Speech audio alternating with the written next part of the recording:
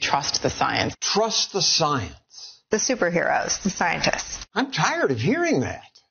Trust the science! Trust the science! Today, fewer Americans say they trust science. They don't trust science because science is increasingly untrustworthy. Science writer Andrew Follett has analyzed research for NASA and the Energy Department. The only group that trusts science right now is Democrats. I trust the scientists. Maybe that's because much government science is being misused by politicians.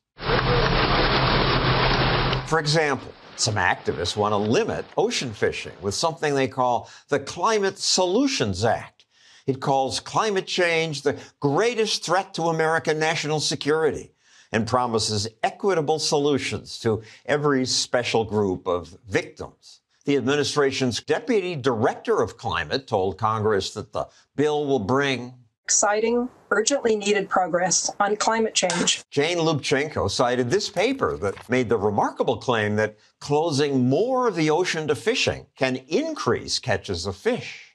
I saw oceans of opportunity. But oops, the paper was retracted. One scientist called its logic biologically impossible. And it turned out the paper was written by Lubchenco's brother-in-law. But she never told Congress that, or that she edited the paper. It's an egregious violation. Her goal is to get the government to spend more on environmental regulation. And the party in power likes that. So they don't care if she just breaks the rules. They could not care less. Her job, from their perspective, is to generate papers that rationalize and justify the regulations they want to impose. The White House never punished Lubchenco for her ethics violation. In fact, after her testimony, she was appointed co-head of President Biden's Scientific Integrity Task Force. We need to have scientific integrity. Now, the National Academy of Sciences has banned her for her improper conduct. Yet she's still head of scientific integrity for the White House. Today's bad government science goes well beyond a few bad actors. A lot of what's called science today is just left-wing advocacy. New fields like fat studies, African studies, Latinx studies, queer studies, these fields are essentially entirely fake. Fake? Well, some of it's clearly fake because specialists in these fields keep being fooled by people who submit gibberish. This ridiculous paper, Embracing Fatness as Self-Care in the Era of Trump, was accepted by this university's Fat Studies Conference. It was written by this person. Hello, I am C. Matheson. The conference invited C. Matheson, who is actually comedian Steven Crowder, to speak via Zoom. Crowder disguised himself as a woman and did. You may believe, wrongly as many people do, that fat is a threat to your life. His speech was absurd.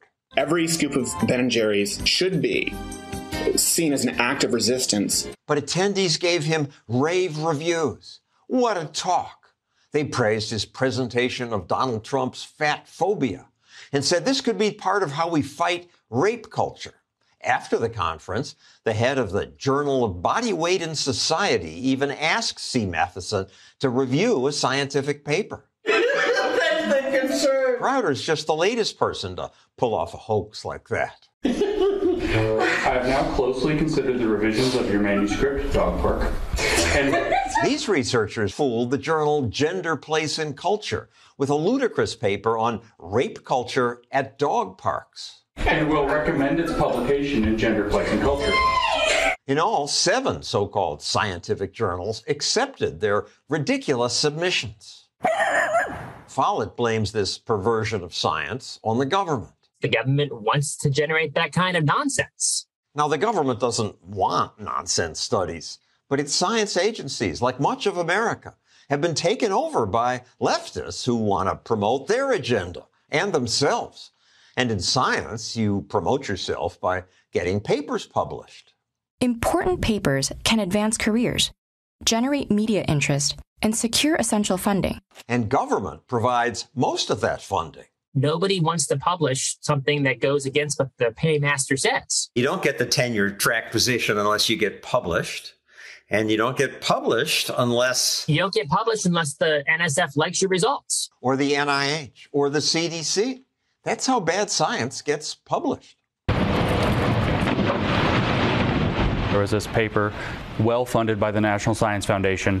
It said that glacier science is sexist. Because the majority of glaciological knowledge that we have today stems from knowledge created by men about men. Our National Science Foundation gave her research team almost $500,000. It's our tax money paying for it. I'm ticked off. They're giving it out specifically to promote their agenda. Wrong as this is, I don't think most Americans know or care that people in government now use your money to promote progressive nonsense. I mean, I think we'll all start caring when the bridges start falling down and the planes start crashing. That's the inevitable end result of this.